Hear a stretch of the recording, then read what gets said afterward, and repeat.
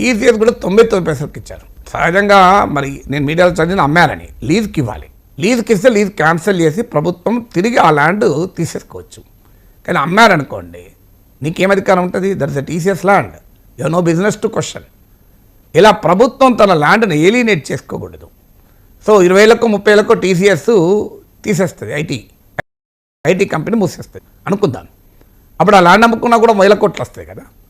అంటే అసలు టీసీఎస్ ఇప్పుడు సాఫ్ట్వేర్ డెవలప్ చేయాల్సిన అవసరం లేదు. అలాగే ల్యాండ్ ఉంచుకుంటే 50 ఏళ్లకు సాఫ్ట్వేర్లో సంపాదించిన దానికన్నా ఎక్కువ సంపాదించవచ్చు.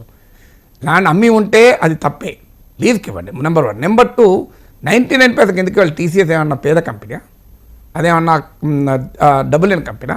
కొన్ని వేల కోట్ల ఆస్తులుండి డబ్బులున్న కంపెనీ. సో మన టీసీఎస్ అడగకపోయినా మీరు ల్యాండ్ ఎందుకంత ఖర్చుకు ఇచ్చారు?